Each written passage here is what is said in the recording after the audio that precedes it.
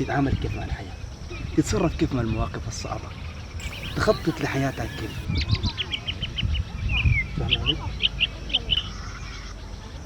أنا دايرك تثق فيني، فهمتي؟ ما تخافي من حاجة، طول ما أنا قاعد معك ما تخافي من حاجة. أشيلك، أربيك، أتزوجك، أعمل لك حبة كبيرة كده، حياة جميلة. يلا الفهم ده أنا داير أربي لي زول على مزاجي، فهمتي؟ يعني أقيس مقاسم رسمك، أو ممكن تجي كبيرة القلت مرة كبيرة تتعرسها، يعني شنو؟ ما ببقى عنده معنى، لكن المعنى زول من صغيرونة كده تشيلها تطقطق معاه. خلاص انا بعد سمعت كلامك ده نمشي.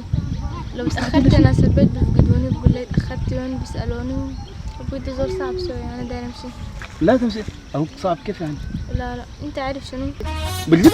يعني والله بالغوا. والله يا ابوي بدقني طوالي والله. انا في بالغة. الدكان لو اتأخرت بدقني والله. لا لا لا لا لا لا لا لا لا لا لا. دقدقني بصوت شوفي النيم. شوفي واحدة من الحاجات الأساسية لازم داير لازم لا تطلع. لا ما ابدا. ما تقول لي ما كلمتني، انت المخاربة البيت. لا هي ما كنت بقدر اكلمك ما كلمتك. يا عمتي شوف، انا كلام النسوان ده ما بنفع معي. انت لا يا عمتي ورا في يدك زي ده، انا ما زي امك. مشيت المستشفى بتجي البنت ما تمت. مستشفى شنو 5 ساعات؟ مستشفى 5 ساعات؟ لا بدقوني، انا متأكدة لا. انا اتأخرت والله. خليني امشي يا دعواتي عمر. بتوصل لقبة الناس. قلت لك يكون؟ لميس. انا اقسم بالله العظيم ما اعرف كده، اسمع اسمي كده قاعد تحس بحاجة كده غريبة خلاص. ها؟ في يوم قال لك انت عيونك حلوة؟ خجلتني يعني.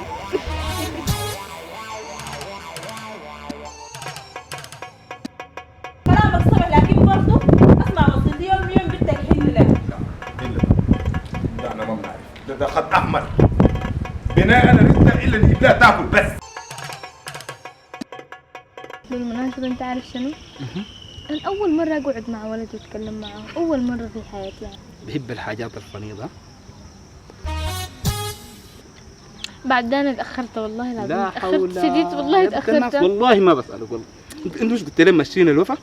لا انا ما قلت لهم ما حتأخر، وبعدين انا كنت طالعة بيت الجيران بس وغيرت وجيت بين هنا. لو جلدوك مرة واحدة عشان انا تزعلي؟ عشانك.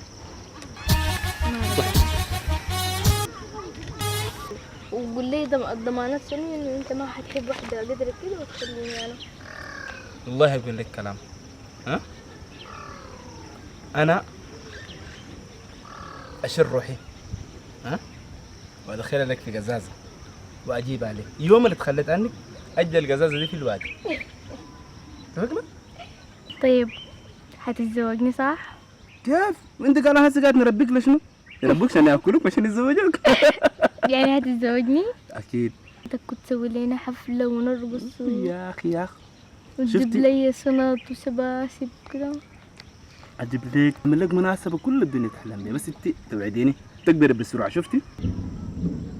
لا لا لا لا لا لا لا لا لا ما بقدر. يا بنت وي شيلها كلها. انت لازم تاكل عشان تكبري.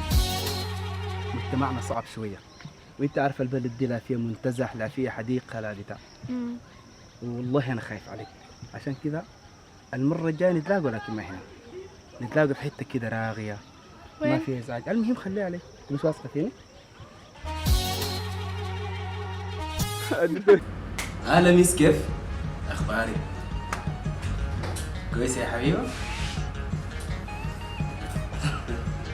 انا ذاتي مشتاق لك. يلا داير اقول لك شنو؟ زي ما قلت لك انا الدور اللي فات، دايرك في محل هادي انا انت اللي تمسك. وانت عارفه البيت ما عندها غير شرفها، يعني الناس لو قالوا فلانة كعب حتظل كعب الاخر يوم. انا ما برضى اي حاجه بالسمعه. خلاص كده تعالي نتلاقى في البيت. لك يا شنو يعني؟ انت واثقه فيني ولا شنو؟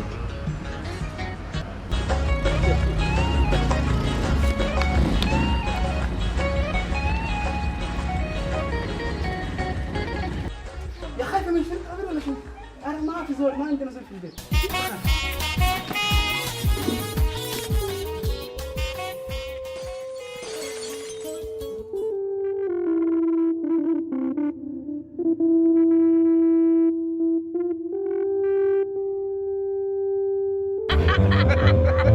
بداية بين الأب والبنت أو الأم والأبو كان الكلام ده كله ما حصل بالضبط. عشان كده بنوصي دائما إنه للأبهات خليكم قريبين شديد من أولادكم، يحاولوا يحتووا الأطفال خليكم معاهم صريحين معاهم، ما يعني خليهم يكونوا قريبين منكم، اسالهم المشاكل اللي عندهم شنو، اللي بتواجههم شنو، ما تحسسوهم يعني بالرسميه المعروفه دي.